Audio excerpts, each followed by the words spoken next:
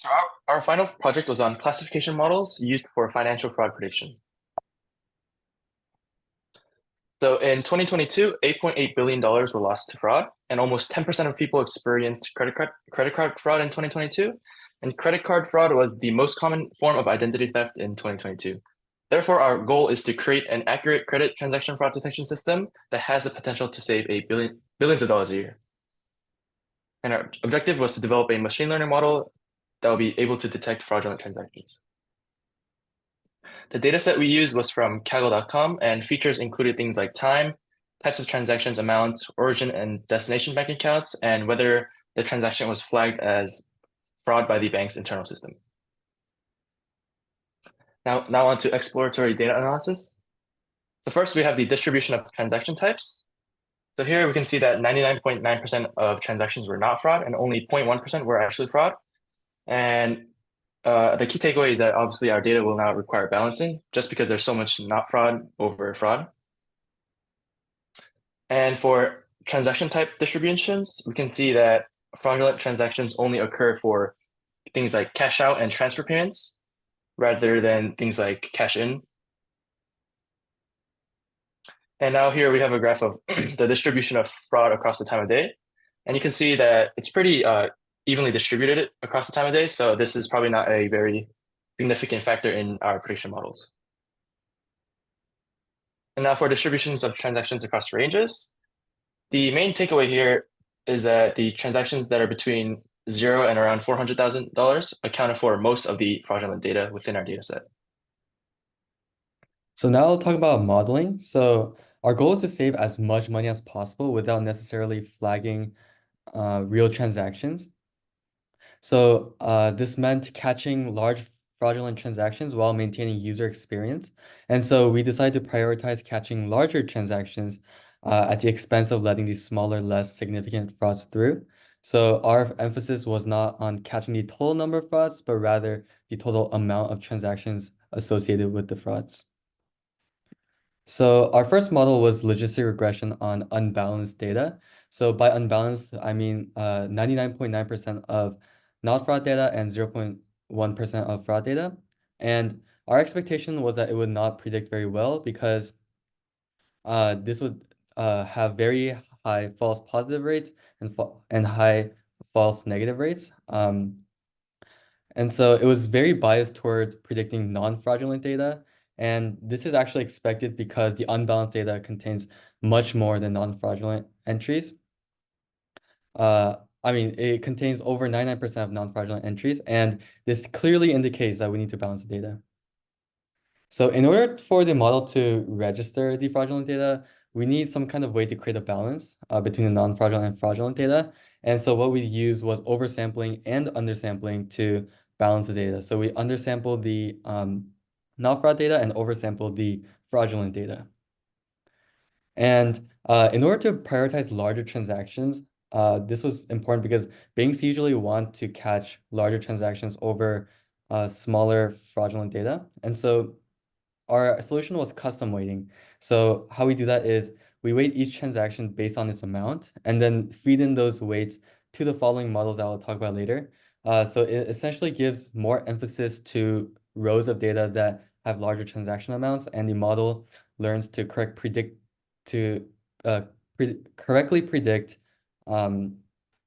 data types with larger transactions. And the second model that we use is logistic regression on balanced data.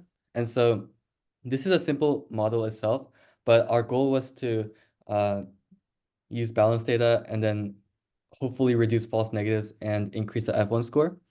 And we tuned the penalty as a hyperparameter, which is a regularization technique. And the performance was much better. So the rate of dollars correctly blocked was 98%, correctly passed is 97%, and the F1 score is 0.4, which is higher than the last model, which is almost 0. So yeah, I just want to reiterate that we undersampled and oversampled, but our actual data came from the oversampled data mostly.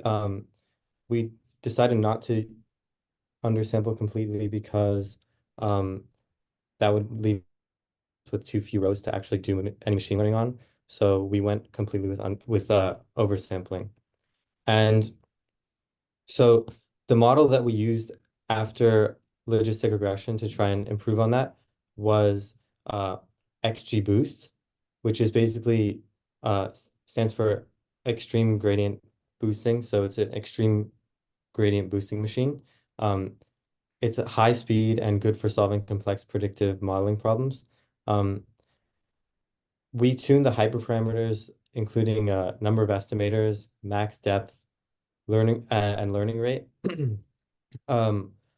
Overall, the performance was not as good as we hoped. The rate of dollars correctly blocked was 0.98, but the rate of dollars correctly let pass was actually 0.86, which is not something which is lower than what we would expect for for a model like this. But this could be due to user error, as we're not completely familiar with the parameters on XGBoost, and actually because it's not something that we learned in class, but we wanted to go beyond and figure it out for ourselves.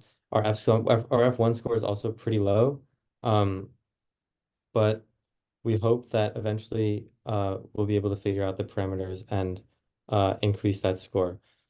And so the next model that we used is random forest.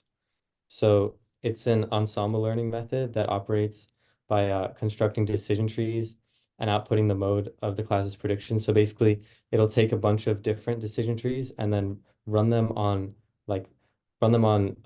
the sample of data, or sample the data using those decision trees, and it'll sample with replacement. And then based on the prediction of each of those decision trees, the actual class of the entry will be predicted by pooling those decision trees and having them take basically a vote on the actual class of the row. Overall, the random forest had the best performance. The rate of dollars correctly blocked was actually 0.96, and the rate of dollars correctly let pass was 0.99, and the F1 score, which again is the kind of basically a high F1 score, means that you're not miscalculating like false positives and false negatives, and you're not like misclassifying certain things in that respect. And that's basically what we want, because we don't want users to get pinged for real transactions, and we also want fraudulent transactions to get caught. And you can see that this model actually does that, because the rate of dollars correctly blocked was 0.96, which is really high. And also the rate of dollars correctly let pass is also very high at 0.99, meaning that we're actually able to correctly block money while also letting certain transaction pass. And we can see that the rate of dollars correctly blocked is a little bit lower than the ones let pass, because we don't want to completely inundate our users with notifications saying that their real transactions are fraud. So that's basically how we went about it. Some of the challenges and limitations that we had in our data set was that we were weighting larger, or we had challenges balancing the data set, as we talked about, also weighting larger transactional values. We had to figure out how to do that with like an alpha value that we defined as like 2.5. Basically, we kind of squared the data. That each weight, we squared each amount to make it weigh more in our weights array, basically. Hyperparameter tuning also took a long time, which is why it was kind of frustrating at some points, and why we couldn't get XGBoost like super great.